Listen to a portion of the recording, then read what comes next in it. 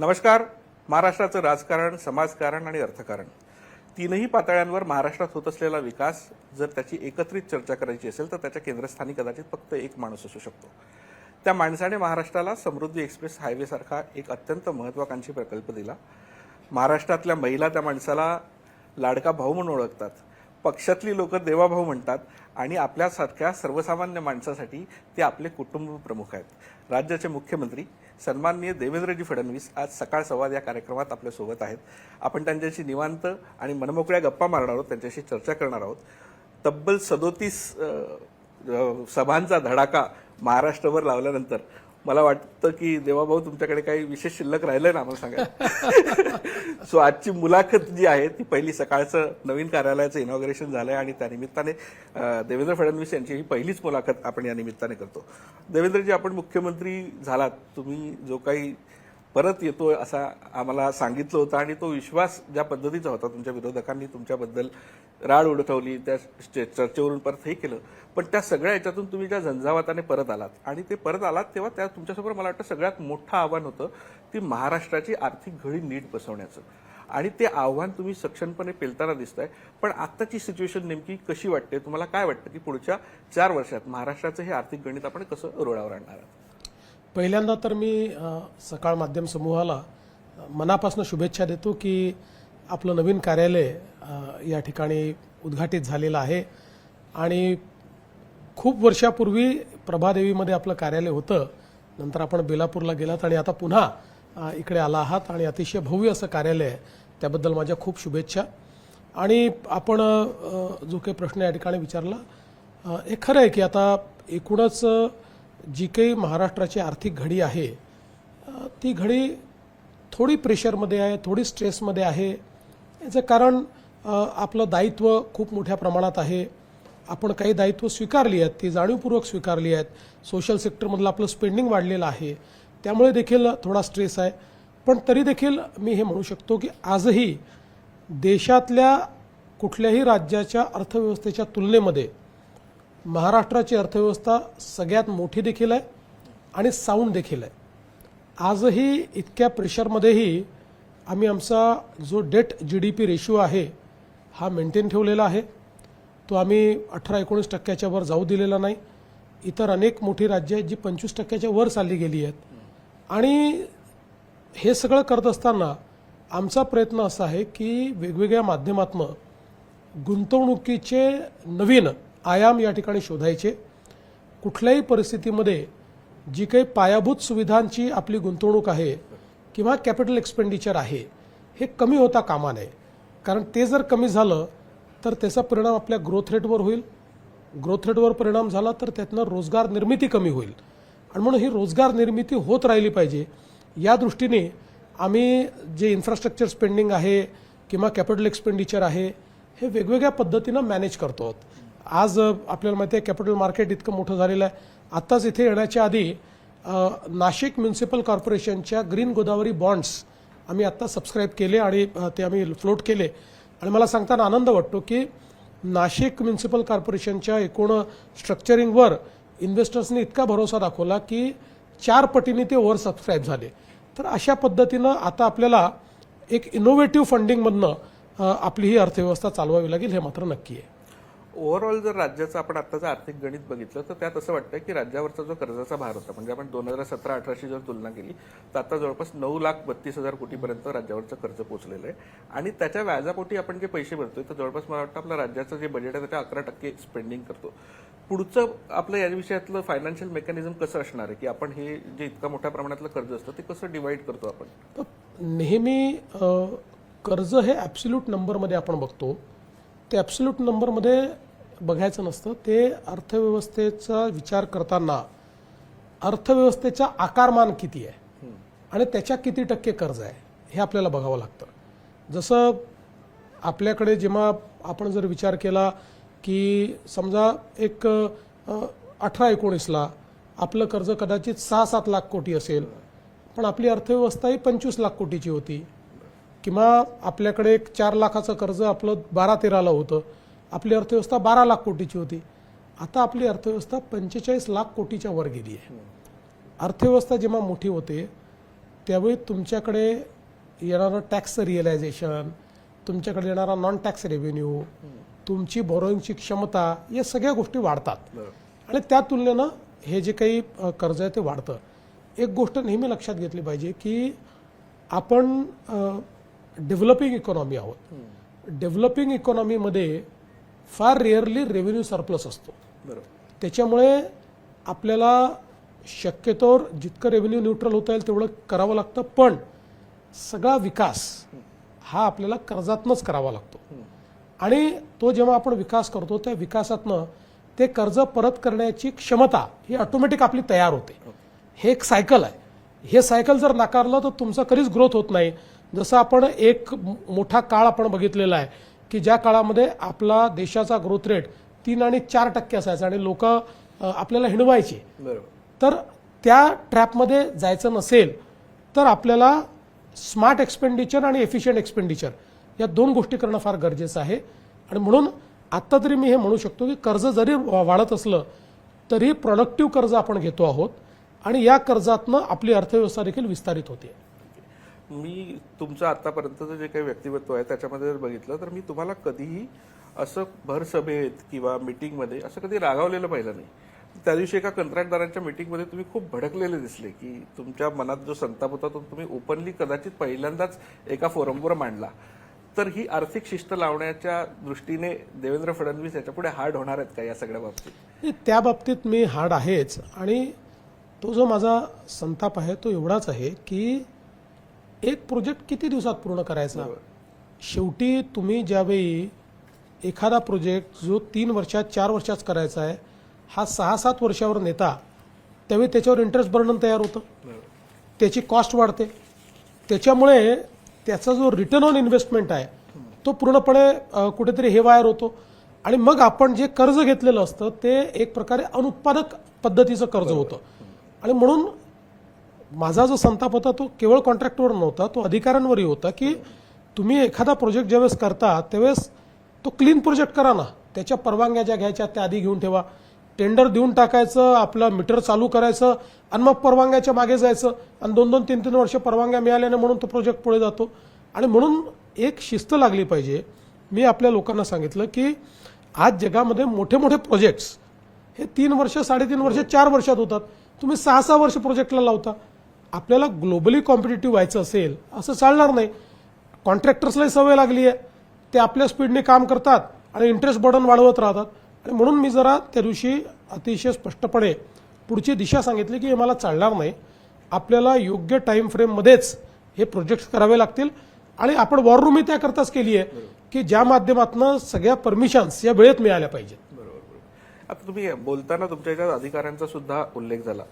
मध्यंतरी कोविडचा काळ आणि खूप काळ स्थानिक स्वराज्य संस्थांच्या निवडणुका झाल्या नाहीत. त्या दरम्यान थोडेसे राज्यातले जे प्रशासकीय अधिकारी आहेत त्यांच्या कारभारामध्ये थोडा मला वाटतं की खूप असा बदल झाला आणि थोडंसं मस्तवालपणे वागणं, मनमर्जीने वागणं, काही प्रमाणात कॉन्ट्रॅक्ट्समध्ये हेराफेरी आणि अशी खूप मध्यंतरी अधिकाऱ्यांनी हे केलं. अशा अधिकाऱ्यांवर कंट्रोल ठेवण्याच्या दृष्टीने गव्हर्नमेंट म्हणून तुम्ही काय विचार करता? नाही, आम्ही आता अतिशय कठोर भूमिका घेतलेली आहे. आपण बघा आत्ताच्या परिस्थितीमध्ये आमच्या कठोर भूमिकेमुळे बहुतांश ठिकाणी टेंडर्स जे आहेत ते आता बिलो चाललेले आहेत. त्याच्यामध्ये कॉम्पिटिशन होते आहे. 8-8, 10-10 लोक कॉम्पिट करत आहेत. कारण आम्ही ट्रान्सपरन्सी आणण्याचा प्रयत्न करतो आहे. ही गोष्ट खरी आहे की काही प्रमाणात काही अधिकाऱ्यांमध्ये बेशिस्तपणा आलेला आहे आणि तो आपल्याला ठीक करावाच लागेल. आणि तो आजचा नाही आहे. वर्षानुवर्ष मी पाहतोय, गेले 25-30 वर्ष मी बघतोय महाराष्ट्राची ब्युरोक्रेसी देशातली उत्तम ब्युरोक्रेसी आहे. पण याच्यामध्ये 35-40% लोक असे आहेत की जे सरकार आपणच चालवतोय या आविर्भावात वागतात. आपण मालक आहोत या आविर्भावात वागतात. मी नेहमी ब्युरोक्रेसीला सांगतो की तुम्ही चांगले आहात, पण नुसतेच चांगले आहात या इतिहासामध्ये जगलात तर तुम्ही चांगले राहणार नाही. कॉम्प्लेसंट होऊ नका. आज मला सांगताना काही म्हणजे त्याच्यामध्ये मागे पुढे मी पाहणार नाही, पण आज अनेक दक्षिणेतली राज्य अशी आहेत की ज्या ठिकाणी टेक्नॉलॉजी अडॉप्शन हे आपल्यापेक्षा जास्त ओपन आर्मनी होतं. आपल्याकडे व्हायला पाहिजे. टेक्नॉलॉजीचा हब आपण आहोत, पण अनेक वेळा मला अनेक अधिकारी रेजिस्टन्स करताना दिसतात किंबहुना काही अधिकारी असे आहेत की ज्यांना हे वाटतं की जगामध्ये त्यांच्यापेक्षा हुशार कोणीच नाही आहे. त्यांनी त्यांची हुशारी एफिशियन्सी वाढवण्यात दाखवली पाहिजे. आलेली टेक्नॉलॉजी कशी चुकीची आहे हे एक्सप्लेन करण्यात जे लोक त्या ठिकाणी आपलं सगळं श्रम लावतात असे अधिकारी काही कामाचे नाहीत. त्यांची हुशारी कामाची नाही आहे.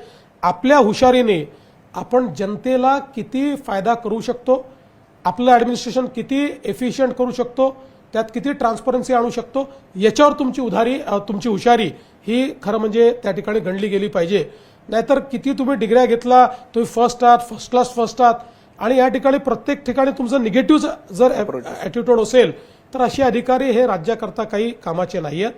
सुदैवाने आपल्याकडे अनेक चांगले अधिकारी आहेत, इनोव्हेटिव्ह अधिकारी आहेत. काही अधिकाऱ्यांनी तर अगदी पाथ ब्रेकिंग अशा प्रकारचं काम केलेलं आहे. असेच अधिकारी असले पाहिजेत असं माझं मत आहे. तुमचा म्हणजे मध्यंतरीच्या काळात तुम्ही उपमुख्यमंत्री सुद्धा होतात. आम्ही तेव्हापासून पाहतोय की तुमचा प्रशासनावरची पकड असण्याचा जो काही हे आहे, तुमचा जो दबदबा आहे तो कायम आहे. आणि तो ज्या पद्धतीने तुम्ही सगळे हे सिंक्रोनाइज करायचा प्रयत्न करता तो दिसतो तुमच्या कामामधून. या सगळ्या ह्याच्यात मला एक तुमच्या ओव्हरऑल आतापर्यंतचा जो सगळा प्रवास आहे त्याबद्दल थोडंसं विचारावं असं वाटतं की 2014 तुम्ही मुख्यमंत्रीपद, नंतर थोड्या काळासाठी उपमुख्यमंत्रीपद, विरोधी पक्षनेतेपद, आणि आता सगळ्यात टफ काळ कुठला वाटतो यातला वैयक्तिक पातळीवर? दोन गोष्टी आहेत. पहिल्यांदा तर मी तुम्हाला एक सांगतो की मी 99ला विधानसभेमध्ये आलो. त्याच्या आधी मी 2 वेळा नगरसेवक होतो, 2दा महापौर होतो. त्यामुळे प्रशासन सगळीकडनं पाहण्याचा अनुभव मला आहे. आणि 99 पासनं मी जेव्हापासनं आमदार झालो तेव्हापासनं प्रशासनाचा अभ्यास करायचा, कायद्यांचा अभ्यास करायचा, व्यवस्थेचा अभ्यास करायचा, व्यवस्था सुधारण्याकरता त्या ठिकाणी प्रयत्न करायचा, असं सातत्याने मी चालू ठेवलं. आणि म्हणून मला आज कुठलाही विभाग असेल तरी तो अंतर्बाह्य माहिती आहे. मला कुठलंही कागद रेफर करावा लागत नाही, कुठलंही पुस्तक रेफर करावं लागत नाही. मी त्या विभागाच्या बद्दल सगळ्या गोष्टी सांगू शकतो. त्याच्या स्कीम्सच्या संदर्भात काय बरोबर आहे, काय चूक आहे, तिथे काय चाललंय, अशा सगळ्या गोष्टी सांगू शकतो. आणि आता हे प्रशासनालाही माहिती आहे की मी हँड्स ऑन आहे. आणि म्हणून प्रशासन माझ्यासमोर गप्पा नाही मारू शकत.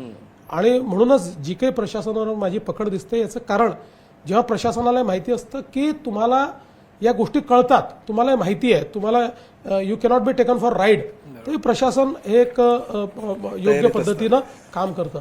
आता तुम्ही टफ काळ म्हणाल ना, तर प्रत्येक जबाबदारीमध्ये एक वेगळ्या प्रकारचा चॅलेंज आहे. कुठलीच जबाबदारी अशी नाही की ज्याच्यात चॅलेंजेस नाही. तुम्ही मुख्यमंत्री असता, आणि मुख्यमंत्री पदासोबत मी गृहमंत्रीपद माझ्याकडे ठेवलं आहे. गृहमंत्री हा एक असा प्राणी आहे की ज्याला चांगली न्यूज कधीच ऐकायला मिळत नाही. सकाळी उठल्यापासनं राज्यात काय वाईट घडलंय हेच तुम्हाला ऐकावं लागतं आणि त्याच्यावर तुम्हाला कारवाई करावी लागते. त्यामुळे एक प्रकारचे ते चॅलेंजेस वेगळे आहेत. जेव्हा तुम्ही विरोधी पक्षात असता त्यावेळी जनतेचा आवाज म्हणून तुम्हाला एस्टॅब्लिश करायचं असतं. तुम्हाला त्यावेळी सत्तेशी समझोता न करता सत्तेशी लढाई करावी लागते. त्याचा एक वेगळा चॅलेंज असतो. त्यामुळे असं मी म्हणणार नाही की कुठला काळ जास्त चॅलेंजिंग होता. प्रत्येक काळ कमी अधिक प्रमाणात चॅलेंजिंग होता. आणि मागे वळून पाहताना मला असं वाटतं की प्रत्येक काळ हा मला अधिक मॅच्युअर करणारा होता, अधिक प्रगल्भता देणारा होता, अधिक शिकवणारा होता. मी जेव्हा म्हणजे सुरुवातीला तुम्ही आमदार असतानाच मला तुमचं पिक्चर आठवतं, आणि तेव्हा मी कायम बघायचो की तुमच्याकडे असं ना फाईलचा गठ्ठा कायम, म्हणजे अधिवेशनाला जाताना अशा भरपूर कागद घेऊन तुम्ही आतमध्ये जायचात, बाहेर यायचात. तर मला असं खूपदा वाटतं की तुम्ही जर मुख्यमंत्रीपद किंवा हे राजकारण आणि या याच्यात आला नसतात तर अकॅडमिक क्षेत्रात जाण्याची काही तयारी, कारण अभ्यास इतका बारीक करत नाही राजकारणी सहसा. मला खरं म्हणजे मला वकील व्हायचं होतं. म्हणजे वकील आहेच मी, पण मला प्रॅक्टिस करायची होती. सुप्रीम कोर्टापर्यंत प्रॅक्टिस करायची होती. मला बार ॲट लॉ करायचं होतं. ते शक्य झालं नाही. आता जनतेची वकिली मी करतोय, पण हा मला पहिलेपासून कुठल्याही विषयाच्या खोलात जाण्याचा एक माझी सवय आहे. म्हणजे आपण बघितलं असेल की अगदी पहिल्या टर्ममध्ये देखील मी ज्यावेळेस बोलायचो त्यावेळेस सभागृहामध्ये 8-8, 10-10 पुस्तकं रेफर करायचो. कायद्यांवर बोलत असताना आपण जर ज्यावेळेस वॅटचा कायदा आला होता त्याच्यावरचं माझं भाषण जर आपण बघितलं असेल, किंवा या ठिकाणी जो काही फिस्कल रिस्पॉन्सिबिलिटी बिल आलं त्याच्यावरचं माझं भाषण आपण बघितलं असेल, तर या प्रत्येक भाषणाच्या वेळी 8-8, 10-10 पुस्तकं रेफर करून मी त्यातले दाखले देत नेहमी बोलायचो. त्याच्यामुळे एक प्रकारे इन्फॉर्म बोललं पाहिजे, वरवर न बोलता सुधारणात्मक आपल्याला काय करता येईल याच्यावर माझा भर असायचा. आणि म्हणूनच मला असं वाटतं की माझ्या पहिल्याच टर्ममध्ये मला राष्ट्रकुल संसदीय मंडळाने उत्तम संसदपटूचा पुरस्कार देखील दिला आणि माझ्या पहिल्याच टर्ममध्ये जे राज्यातले मंत्री होते किंवा मुख्यमंत्री होते हे जरी मला भाषणाला तेव्हा कमी वेळ मिळायचा, मी नवीन सदस्य होतो, तरी देखील आवर्जून उपस्थित राहायचे आणि माझ्या भाषणाला ते किंमत द्यायचे. कारण त्यांनाही माहिती होतं की मी पॉलिटिकल बोलत नाही, मी विचारपूर्वक बोलतो. बरोबर. तुमच्या ओव्हरऑल आतापर्यंतच्या कारकिर्दीमध्ये हे जे सगळे स्थित्यंतर आणि ही सगळी पाहिली तर त्याच्यातला प्रोग्रेस रिपोर्ट असा दिसतो प्रॉपर वर जाताना. पुढच्या 5 वर्षात आम्ही देवेंद्र फडणवीसांमुळे तुम्ही स्वतः म्हणून तुमचं प्रोजेक्शन कसं पाहता? मला असं वाटतं की आत्ता तरी ही जी टर्म आहे ही मला फार ट्रान्सफॉर्मेटिव्ह करायची आहे. बघा, रोजचे प्रश्न राहणार आहेत, कधी दुष्काळ असतो, कधी अतिवृष्टी असते, ते ठीक आहे, त्याला सामोरं जावं लागतं. कारण शेवटी आपला महाराष्ट्र हा शेतकऱ्यांचा महाराष्ट्र आहे, त्यामुळे त्यांच्या अडचणी हे आपल्याला दूर कराव्याच लागतात. पण या सगळ्या गोष्टी करताना आपल्याला ट्रान्सफॉर्मेटिव्ह काय करता येईल, शाश्वत काय करता येईल, याच्याकडे मला अधिक लक्ष द्यायचं आहे. आपलं जे सरकार आहे हे इन्स्टिट्यूशन म्हणून कसं बिल्ड करता येईल. माणूस येतो, माणूस जातो, पद्धती बदलत जातात, असं न करता गव्हर्नमेंट ॲज अ इन्स्टिट्यूशन आपल्याला कसं बिल्ड करता येईल हा मला प्रयत्न करायचा आहे. फायनान्शियल सस्टेनेबिलिटी कशी आणता येईल याचा मला विचार करायचा आहे. इन्फ्रास्ट्रक्चर आणि इंडस्ट्री यामध्ये आपण एक ऑटो पायलट मोडवर कसे जाऊ या संदर्भातलं माझं प्लॅनिंग आहे. त्यामुळे मला असं वाटतं की आता एक अनुभवी अशा प्रकारचा मुख्यमंत्री म्हणून मी या पदावर बसलेलो आहे. प्रशासन आतून बाहेरून बघितलेलं आहे, अडचणी काय येतात त्याची कल्पना आहे. या अनुभवाचा फायदा महाराष्ट्राला कसा देता येईल याचा माझा प्रयत्न आहे. त्यामुळे 2029 पर्यंत जो काही कालावधी मला दिलेला आहे पूर्ण क्षमतेनं त्या ठिकाणी काम करायचं हा माझा प्रयत्न आहे. 29 नंतर पक्ष ठरवेल ती जबाबदारी घेईन. देशातल्या 5 महत्त्वाच्या नेत्यांमध्ये जर गणना करायची झाली तर आता तुमचं नाव 2ऱ्या-3ऱ्या नंबरवर असं आम्हाला वाटतं. आणि अनेक वर्षांपासूनचं महाराष्ट्राचं स्वप्न आहे तर त्या दृष्टीने महाराष्ट्र तुमच्याकडे बघतोय.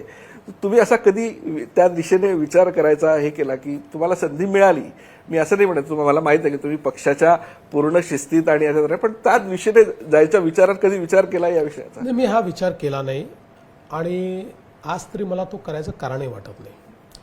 पहिल्यांदा तर राजकारणामधला माझा अनुभव आहे की जे लोक खूप विचार करतात, खूप प्लॅन करतात, ते नेहमी आपल्याला त्याच जागी बसलेले पाहायला मिळतात.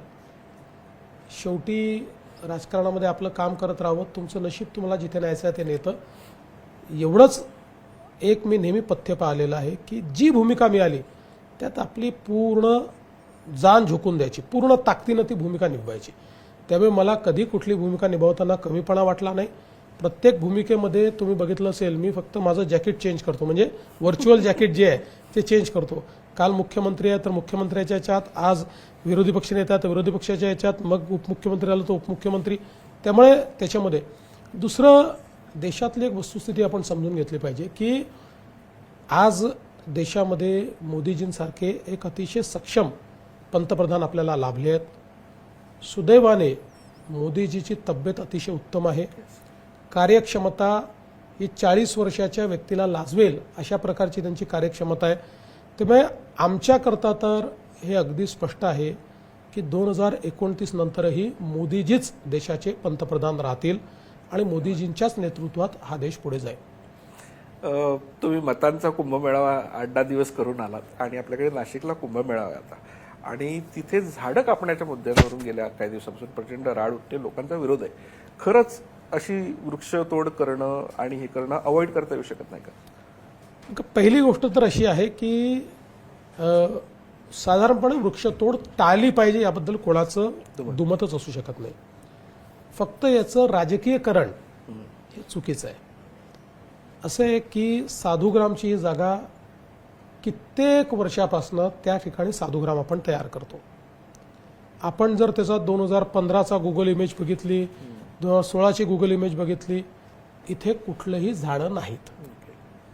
2017-18ला त्या ठिकाणी महानगरपालिकेने एक प्रस्ताव घेतला, अतिक्रमण होत आहे, काही वृक्षारोपण केलं पाहिजे. आपली ही 50 कोटी वृक्षाची स्कीम चाललेली होती. त्या अंतर्गत थोडा विचार न करता, मी हे चूक आहे असं म्हणणार नाही, पण आपल्याला बाबा परत 12 वर्षांनी ते वापरावं लागतं, विचार न करता एक डेन्स अशा प्रकारचं त्या ठिकाणी प्लांटेशन करण्यात आलं, जे आता मोठं झालेलं आहे. आणि म्हणून साहजिक लोकांना असं वाटतं की आता इथे हे वृक्ष आहेत आणि तुम्ही कसे तोडता. आता प्रशासनासमोर देखील हा ही अडचण आहे की ते तोडले ना तर साधुग्राम कुठे करायचं. कारण आपण बघा की जो प्रयागराजचा कुंभमेळा होतो तो 15,000 हेक्टरमध्ये होतो, 15,000 हेक्टर. आणि आपल्याला कुंभमेळा करायचा 350 एकरात. आणि तिथली जमीन जर मिळाली नाही तर हा कुंभमेळा होईल कसा. पण त्याचवेळी कुंभमेळा जो आहे हा आपल्या सनातन संस्कृतीचं एक प्रतीक आहे. आणि सनातन संस्कृतीमध्ये वृक्ष, पर्यावरण याला एक विशेष महत्त्व दिलेलं आहे, नदीला विशेष महत्त्व दिलं आहे. आपण नदीची आराधना करणारे लोक आहोत.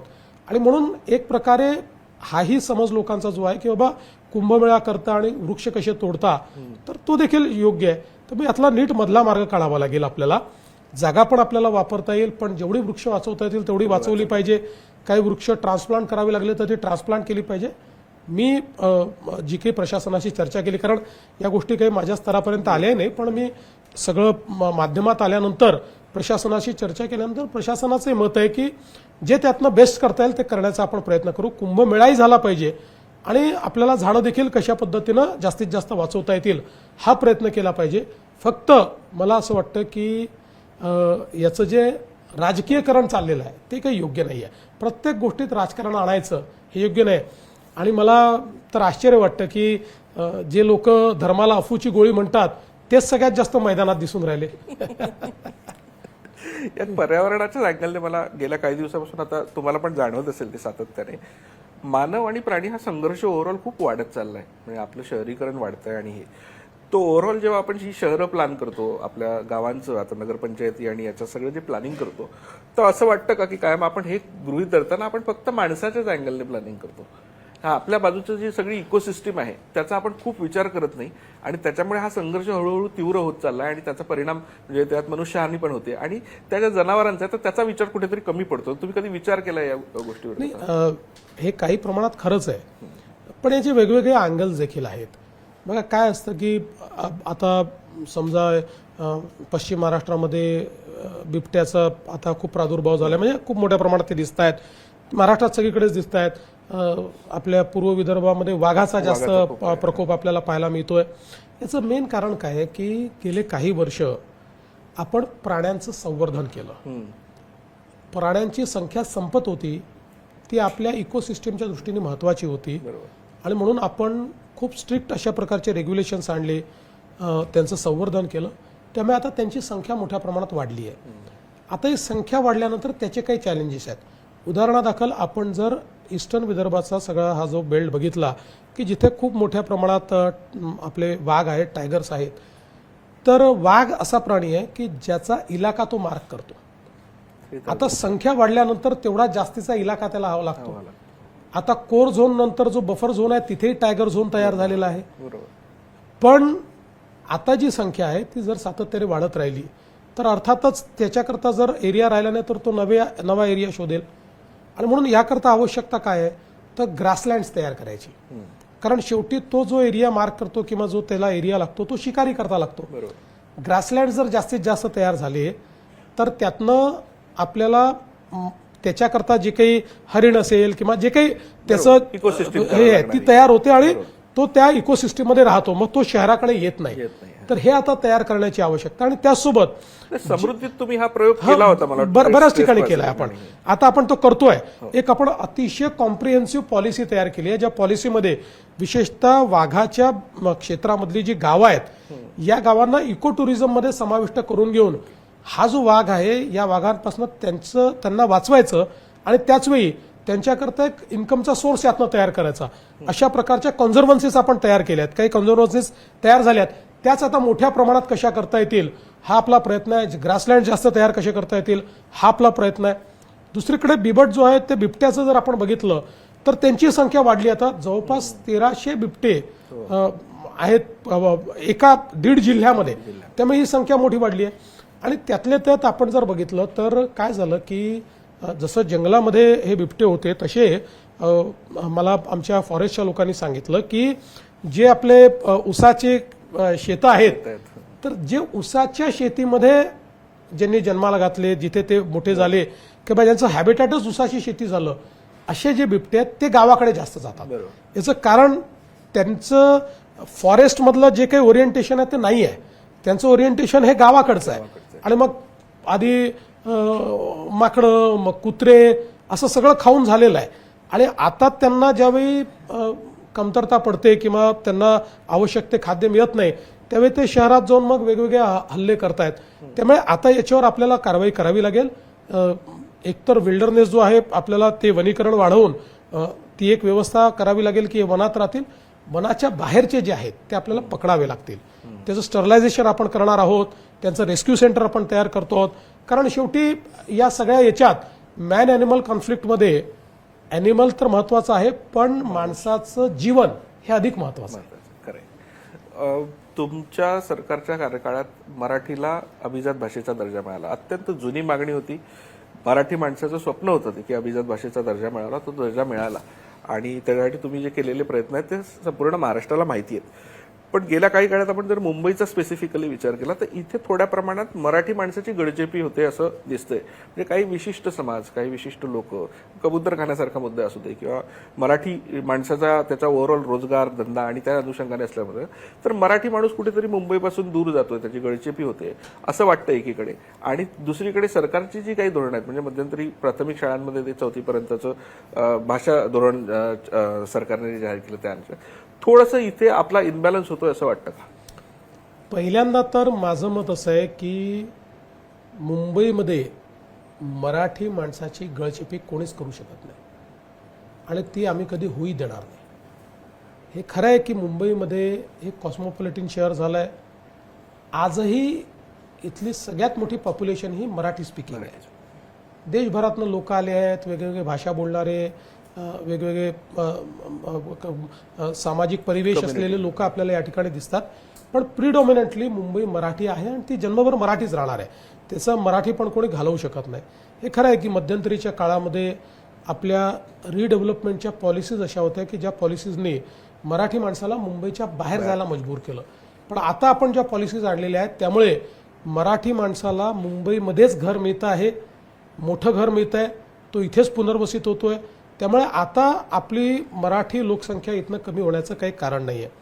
आता एक खरं आहे की कधी कधी काही कॉन्फ्लिक्ट्स तयार होतात, मराठी हिंदी तयार होतात. पूर्वी मराठी आणि साऊथ इंडियन कॉन्फ्लिक्ट्स व्हायचे.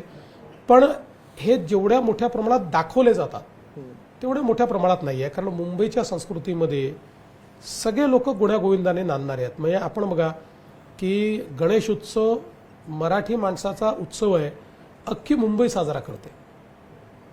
दांडिया गुजराती माणसाचा उत्सव आहे, मराठी माणूसही साजरा करतो, अख्खी मुंबई करते. कारण तो दांडिया नाही आहे, ते आमच्या देवीचं नवरात्र आहे, ते प्रगट आहे. त्यामुळे मुंबईमध्ये गोविंदामध्ये आता गोविंदा पथकं जी आहेत ही तर आपली मराठीमोळी संस्कृती आहे गोविंदा, पण त्या गोविंदामध्ये सगळेच आपल्याला त्या ठिकाणी पाहायला मिळतात. त्यामुळे असं काही कुठे खूप कॉन्फ्लिक्ट आहे असं माझं मत नाही आहे. हां, हे खरं आहे की आपली अस्मिता जपली पाहिजे. कारण शेवटी आपलं मराठीपण, आपली मराठी संस्कृती आणि आपली मराठी भाषा ही जर आपण जपली नाही तर ज्या गोष्टी आपण जपत नाहीत त्या गोष्टी हळूहळू क्षीण होत जातात. त्यामुळे ती क्षीण होऊ नये म्हणून त्याचा आग्रह राहायला पाहिजे आणि तो आग्रह आम्ही ठेवलेला आहे. तो आग्रह आमचा जीवनभर राहील. आता हिंदी भाषेचा जो विषय आहे तर साधारणपणे माझं नेहमी एक म्हणणं असतं की आपण मराठी आपली मातृभाषा आहे, एक अजून भारतीय भाषा आपण जर शिकलो तर त्यातनं आपलं व्यक्तिमत्व अधिक मोठं होतं. आज बघा देशभरामध्ये आपले सॉफ्टवेअर इंजिनियर जातात, जगभरामध्ये आपले सॉफ्टवेअर इंजिनियर जातात. त्यामुळे आता या सॉफ्टवेअर इंजिनियर्सला जर इंग्रजी भाषा येते, इंग्रजी भाषा आली तर त्यांना सगळीकडे जाता येतं. त्यांना वेगवेगळ्या भाषा आल्या तर त्या त्या राज्यामध्ये गेल्यानंतर त्यांना त्याचा फायदा होतो. त्यामुळे एक भाषा अजून शिकणं. आणि आपण जर बघितलं तर भारतरत्न डॉक्टर बाबासाहेब आंबेडकरांनी हिंदी भाषेच्या संदर्भात आग्रह धरला होता आणि हिंदी भाषा शिकली पाहिजे सगळ्यांनी हे सांगितलं होतं. मला एकाच गोष्टीचा खरं सांगतो की एकच गोष्टीचा खंत मला आहे आणि ती खंत कशाची आहे, तुम्ही भारतीय भाषेला विरोध करता आणि इंग्रजीला पायघडा घालता. पण इंग्रजी ही आवश्यक भाषा आहे. मला स्वतःला वाटतं इंग्रजी शिकली पाहिजे. इंग्रजी शिकण्याबद्दल माझं, पण आपल्या भारतीय भाषांना इतका टोकाचा विरोध करायचा जसं काही पाकिस्तानची भाषा आहे अशा पद्धतीनं विरोध करायचा आणि इंग्रजीला मात्र पायघड्या घालायच्या, या वृत्तीला माझा विरोध आहे. बाकी माझा कशाला विरोध.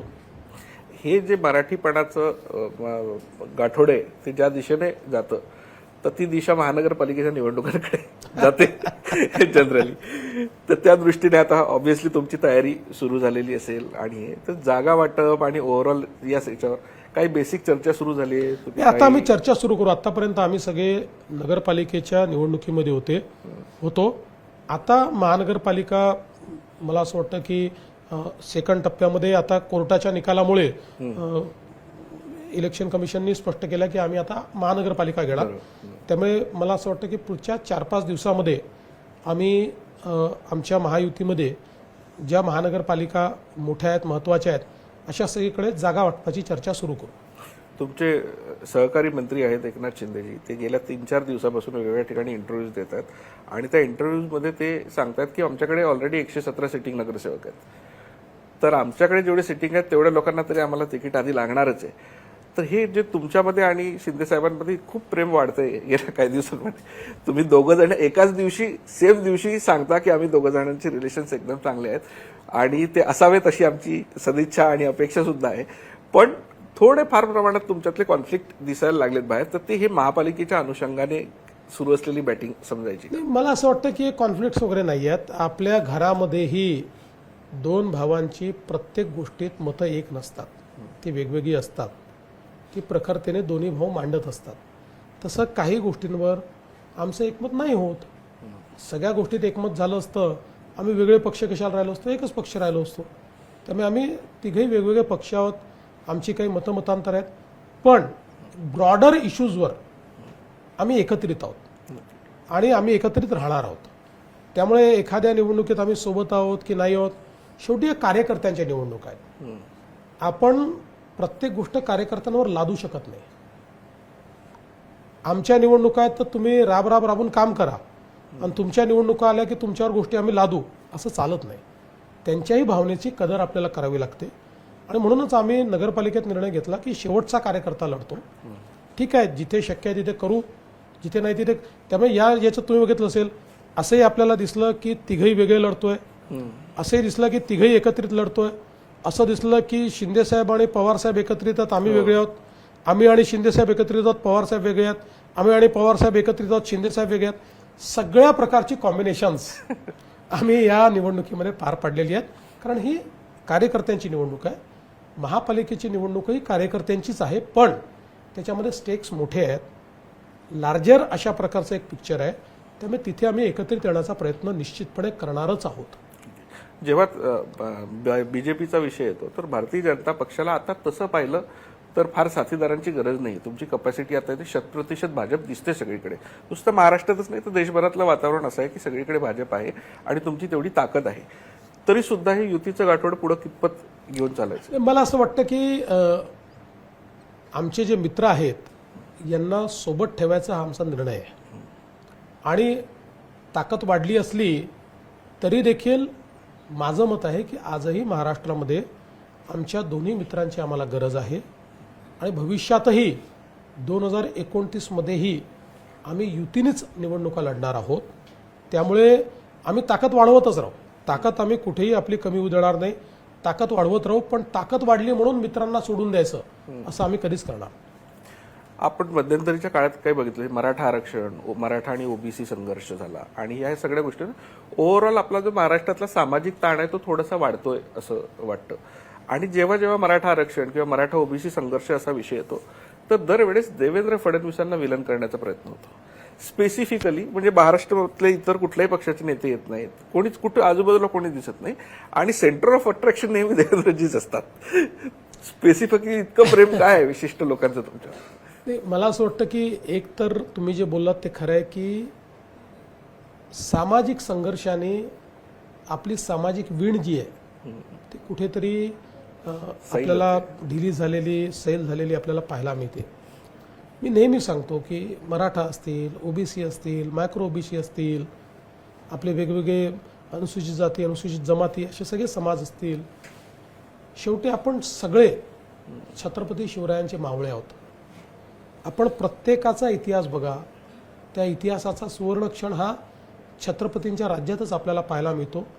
अनेक वेगवेगळ्या समाजाच्या योद्ध्यांनी हे स्वराज्य तयार करण्याकरता बलिदान दिलेलं आपल्याला पाहायला मिळतं. मग अशा परिस्थितीमध्ये छत्रपतींच्या मावळ्यांनी जातीच्या आधारावर एकमेकाशी भांडावं हे काही महाराष्ट्रामध्ये योग्य नाही आहे. प्रत्येकाला आपली अस्मिता आहे, आपलं भलं झालं पाहिजे असं वाटतं, याच्यामध्ये काही गैर आहे असं माझं मत नाही. अर्थातच आता अशा प्रकारच्या ज्यावेळी काही व्यवस्था निर्माण होतात तर अशा प्रकारचे आव्हानं जेव्हा येतात त्या आव्हानांना मी सामोरं जातो. मी कधी पळ काढला नाही आव्हानांना, त्या आव्हानांना सामोरं गेलो आहे. जेव्हा तुम्ही आव्हानांना सामोरं जाता त्यावेळेस तुम्हाला भूमिका मांडावी लागते. जेव्हा तुम्ही भूमिका मांडता त्यावेळी ती कधी कोणाला आवडते, कधी कोणाला आवडत नाही, पण to be always politically correct याने कधीही समाज चालू शकत नाही. तुम्ही आजचं मरण उद्यावर ढकलता, तुम्ही समाजामध्ये अधिक तेढ निर्माण करता. त्यामुळे त्यावेळी जी योग्य भूमिका आहे ती योग्य भूमिका मी घेतली आहे. कुठल्याही समाजाची बाजू घेतली नाही, पण कुठल्याही समाजाचा विरोध केला नाही. ज्या समाजाकरता जे करणं आवश्यक आहे ते आपण केलं. मराठा समाजाचं आरक्षण असेल, मराठा समाजाकरता अण्णासाहेब पाटील आर्थिक विकास महामंडळ असेल किंवा सारथीची व्यवस्था असेल, ओबीसी समाजाकरता महाज्योती असेल, ओबीसीच्या आरक्षणाचा प्रश्न असेल, प्रत्येक वेळी खंबीर भूमिका मी घेतली. त्यामुळे त्यावेळी ज्यांना कदाचित ती भूमिका त्यांच्या मर्जीची वाटली नाही त्या लोकांनी माझ्यावर टीका देखील केली. आणि दुसरं काय आहे की अनेक लोकांना असं वाटतं की बाबा मी ज्या समाजाचा आहे त्या समाजाचा असल्यामुळे माझ्यावर अटॅक केला तर आपल्याला काहीतरी राजकीय फायदा होईल, की बाबा हा ब्राह्मण समाजाचा माणूस आहे त्यामुळे याच्यावर अटॅक करून. त्यांच्या कधीच लक्षात आलं नाही की जात ही जनतेच्या मनात नाही, ती फक्त नेत्यांच्या मनात आहे. आणि अलीकडच्या काळामध्ये लोक तुमची जात पाहत नाहीत, तुमचं कर्तृत्व पाहतात. तुमचं कर्तृत्व काय आहे. त्यामुळे अजूनही ज्या लोकांना हे वाटतं केवळ जातीवर टार्गेट करून देवेंद्र फडणवीसला संपवता येईल ते लोक प्रयत्न करत असतात. मी त्याच्याकडे कधीच लक्ष देत नाही. तुमच्या बोलण्यात तुम्ही भाषणाची सुरुवात करताना कायम छत्रपती शिवाजी महाराज आणि डॉक्टर बाबासाहेब आंबेडकर दोघांचं नाव घेता. तुम्ही आताच महाराजांबद्दल सांगितलं की आपण सगळे महाराजांचे मावळे आहेत. तुमच्या लेखी संविधान आणि डॉक्टर बाबासाहेब आंबेडकर कसं विशद कराल? सगळ्यात महत्त्वाचं तर हे आहे की जे संविधान भारतरत्न डॉक्टर बाबासाहेब आंबेडकरांनी आपल्याला दिलं, मी एक अभ्यासक म्हणून सांगतो की ते जगातलं सर्वोत्तम संविधान आहे. आणि या संविधानामुळेच आमची लोकशाही ही टिकलेली आहे. विशेषतः या संविधानाने जो एक समतेचा मंत्र दिलेला आहे, आपलं जे पारंपरिक तत्वज्ञान आहे त्या तत्वज्ञानाला वैज्ञानिकतेच्या कसोटीवर तपासून बाबासाहेबांनी हे संविधान तयार केलं आहे. आणि म्हणून हे संविधान कोणावरच अन्याय करत नाही. समाजातील सर्व घटकांना न्याय देणारं संविधान आहे. आणि इतकी सुंदर व्यवस्था तयार केली आहे चेक अँड बॅलन्सेसची. आज आपण पाहू शकतो न्यायपालिका, कार्यपालिका, विधिपालिका या तिघांनाही त्या ठिकाणी वेगळं ठेवण्यात आलेलं आहे, पण तिघांचं एकमेकावर चेक ठेवण्यात आलेलं आहे. कोणीही माजू शकत नाही आणि कोणीही एकमेकावर अन्याय करू शकत नाही, अशा प्रकारची व्यवस्था आहे.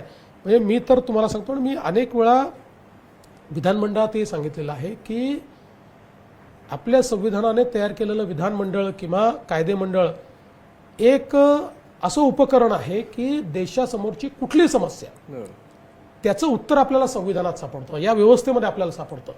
इतकी मजबूत व्यवस्था जगामध्ये कुठे आपल्याला पाहायला मिळत नाही. जगात अनेक देशांचे संविधान आहेत, पण त्यांनी चॅलेंजेस बघितलेले आहेत. आज बघा, सगळ्यात मोठी आपल्या संविधानाची लिटमस टेस्ट काय होती? ती होती 1975ची इमर्जन्सी, की ज्यावेळी न्यायपालिकेलाही आपल्या कब्जात घेण्याचा प्रयत्न करण्यात आला, पण तसं होऊ शकलं नाही. आपलं संविधानात जिंकलं, न्यायपालिका जिंकली आणि त्यातनं अधिक प्रखरतेनं, अधिक ताकदीनं आपण समोर आलो. आणि म्हणून मला असं वाटतं की भारतरत्न डॉक्टर बाबासाहेब आंबेडकरांचे या संविधानाच्या माध्यमातून जे उपकार या देशावर आहे, हा देश एकसंघ ठेवण्याकरता, हा देश प्रगत करण्याकरता, याचं उत्तराई आपण कधीच होऊ शकत नाही.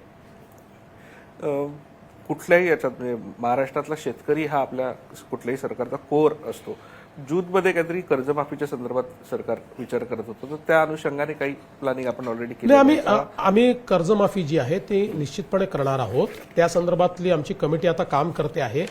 ही कर्जमाफीचे कंटूर्स काय असले पाहिजे बघा. सगळ्या कर्जमाफीमध्ये फायनली आमच्या लक्षात येतं की शेतकऱ्याला किती फायदा झाला माहिती नाही, पण बँकांना फायदा जास्त होतो. त्यामुळे शेतकऱ्याला फायदा कसा देता येईल, त्याला त्या दुष्टचक्रातनं काही काळ तरी बाहेर कसं काढता येईल याचा आपल्याला विचार करावा लागेल. म्हणून आपल्याला कशा पद्धतीनं कर्जमाफी करायची याच्या संदर्भातली कमिटी काम करते. आपण बघा 17ला आपण कर्जमाफी केली, 20ला आपण कर्जमाफी केली. इतक्या फास्ट कर्जमाफी 2-2, 3-3 वेळा करायची वेळ येणं याचाच अर्थ कुठेतरी सिस्टीम चुकते. तर त्या सिस्टीमला योग्य पद्धतीनं कसं वापरता येईल हा आमचा प्रयत्न आहे. आणि ज्यांना आवश्यक आहे त्याच शेतकऱ्यांना कर्जमाफी झाली पाहिजे अशा पद्धतीनं त्याचं स्ट्रक्चरिंग आम्हाला करायचं. पुढच्या 2-4 दिवसात सरकारला 1 वर्ष पूर्ण होत आहे आणि ज्या एका वर्षात ज्या पद्धतीने झपाटल्यासारखं तुम्ही काम करायचा प्रयत्न करताय, जर याचं रिपोर्ट कार्ड करायचं झालं तर आता केलेलं वर्षभरातलं काम आणि पुढच्या वर्षभराचं काय, कारण मध्यंतरी मी पाहिलं की मध्यंतरी आमदार तुमचे असलेले मंत्री तर त्यांचं प्रगती पुस्तक तुम्ही बहुतेक करायला घेतलं, त्यांना टास्क हे केले, त्याची सिस्टीम लावून दिली. ही सिस्टीम आतापर्यंत महाराष्ट्रात नव्हती आणि त्यांना प्रत्येक गोष्टीसाठी ते म्हणजे उतराई आहेत की त्यांना प्रत्येक गोष्टीचं उत्तर द्यायला लागतं. नेमकी ही फ्रेमवर्क काय आहे आणि पुढचं प्लॅनिंग कसं असणार? एका शब्दात सांगायचं झालं ना तर मी संपूर्ण सिस्टीममध्ये अकाउंटेबिलिटी आणण्याचा प्रयत्न करतोय. उत्तरदायित्व असलं पाहिजे. भगवान भरोसे काम चाललंय चालणार नाही. प्रत्येक गोष्टीचे तुमचे की रिझल्ट एरियाज हे पक्के असले पाहिजे आणि तुमचं मूल्यमापन केलं पाहिजे की तुम्हाला जे टास्क दिले त्यातलं तुम्ही किती अचीव्ह केलं. जसं आमचा 100 दिवसाचा प्रोग्राम, मग 150 दिवसाचा प्रोग्राम, हा प्रत्येक प्रोग्राम ऑब्जेक्टिव्हली विभागाच्या कामाचं असेसमेंट करणार आहे, त्यांचं रेटिंग करणार आहे. त्यामुळे डायनामिकली ते रेटिंग पाहिल्यानंतर विभागालाच वाटतं अरे बापरे आपण मागे चाललो आहोत, हे सगळ्या जगालाच कळतंय. त्यामुळे ते अत्यंत वेगाने काम करतात. पहिल्यांदा ही अकाउंटेबिलिटी मी आणलेली आहे की चांगल्याला चांगलं म्हणावं लागेल आणि वाईटाला लोकांना दाखवावं लागेल की बाबा हे वाईट आहे, हे चुकलं आहे किंवा हे योग्य प्रकारे करत नाही आहेत. आता माझ्या सिस्टीम्स ज्या आहेत त्या या वर्षभरात जवळपास बसत आलेल्या आहेत. पुढचं वर्ष ॲक्शन्स आहे. मोठ्या प्रमाणात जी कामं हातामध्ये घेतली आहेत ती कामं वेगाने पूर्णत्वाकडे न्यायची हा माझा प्रयत्न. इन्फ्रास्ट्रक्चर प्रोजेक्टवर तुमचा सुरुवातीपासून प्रचंड भर राहिला.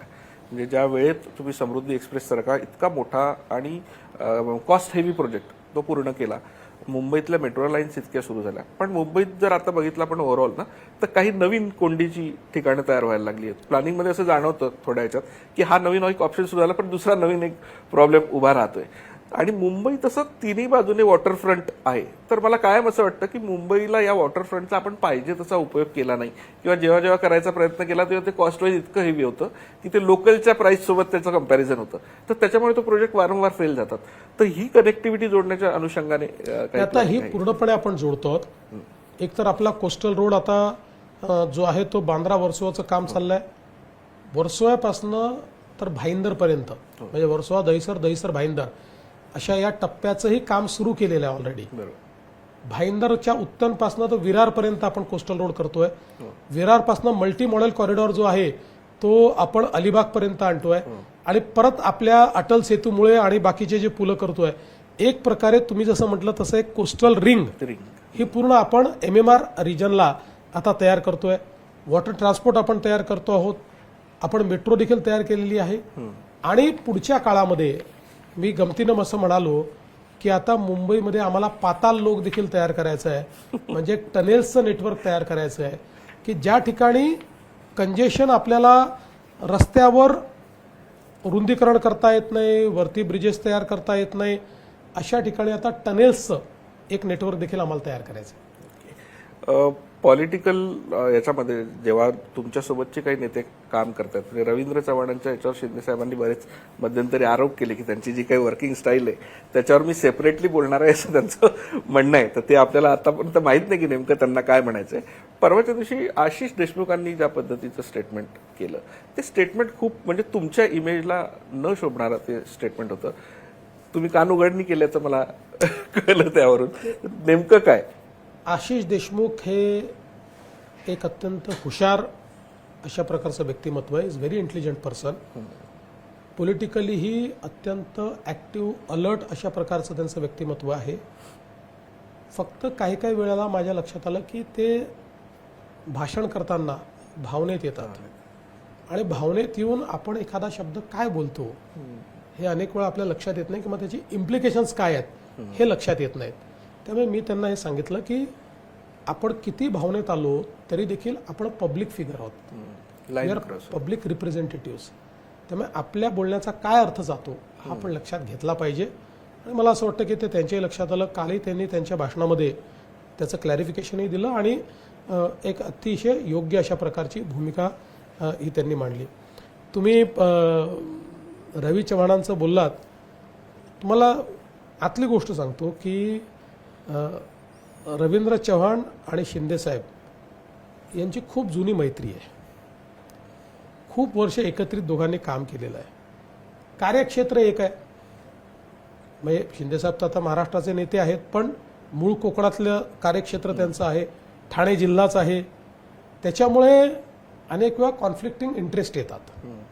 त्यातनं काही गोष्टी तयार होतात. पण मला विश्वास आहे आता निवडणुका संपल्या, दोघेही पुन्हा एका टेबलवर जेवतील आणि हे सगळे विषय संपतील आणि अतिशय चांगल्या खेळीमेळीच्या वातावरणात ते संपतील. कारण एकमेकाच्या बद्दल दोघांच्याही मनात आदर आहे. रवी चव्हाणांनाही शिंदेसाहेबांबद्दल आदरच आहे. तर रवी चव्हाणांना जे लोक ओळखतात त्यांचं एक वेगळं व्यक्तिमत्व आहे. ते एक असं बिनधास्त अशा प्रकारचं त्यांचं व्यक्तिमत्व आहे. म्हणजे कुठल्याही प्रेशरमध्ये न येता काम करणारं ते व्यक्तिमत्व आहे. तर अशा व्यक्तिमत्वाचं अभिव्यक्तीचे काही वेगळ्या पद्धती असतात. पण आता मी देखील त्यांना बोललो की ते प्रदेशाचे आमचे अध्यक्ष असल्यामुळे त्यांनी आपली जी अभिव्यक्ती आहे ती कधी कधी कंट्रोलमध्ये ठेवली पाहिजे असं मी त्यांना गमतीने बोललो आहे. खूप खूप आभार. तुम्ही इतक्या मनमोकळेपणाने आमच्याशी संवाद साधलात. पहिलाच कार्यक्रम होता आणि त्याच्यासाठी तुम्ही वेळ दिलात, त्यासाठी आभारी आहे. फक्त जाता आता मला जाणून घ्यायचं तुमच्याकडून की ओव्हरऑल जेव्हा आपण महाराष्ट्राची, आपण जनरली नेहमी पॉलिटिकल बोलतो, इन्फ्रास्ट्रक्चर आणि या सगळ्या विषयावर बोलतो, तेव्हा कोणी म्हणतं की हा महाराष्ट्र शाहू फुले आंबेडकरांचं आहे, कोणाचे आणखी काहीतरी होतं. महाराष्ट्राचं जर एका वाक्यात वर्णन करायचं झालं तर देवेंद्र फडणवीस यांच्या नजरेत महाराष्ट्र म्हणजे काय? मी असं म्हणेन की एक मोठी संस्कृती असलेला महाराष्ट्र, वारकरी विचाराने संपूर्ण समाजाला एकत्रित आणणारा महाराष्ट्र आणि त्या एकत्रित समाजामध्ये छत्रपती शिवाजी महाराजांचं शौर्य हे रोपित करणारा महाराष्ट्र, ही महाराष्ट्राची संस्कृती आहे. त्यामुळे सगळ्या समाजांचं एकत्रित अशा प्रकारचं ज्याला आपण बुके म्हणतो, पुष्पगुच्छ म्हणतो, तो आपला महाराष्ट्र आहे आणि तो तसाच राहायला पाहिजे. खूप खूप आभार. थँक्यू. देश विदेशातील प्रत्येक घडामोडींचे लाईव्ह अपडेट मिळवण्यासाठी आता साम टीव्हीच्या सर्व सोशल मीडिया प्लॅटफॉर्मला लाईक, फॉलो आणि सबस्क्राईब करा. तसंच सर्व नोटिफिकेशनसाठी बेल आयकॉन प्रेस करायला विसरू नका.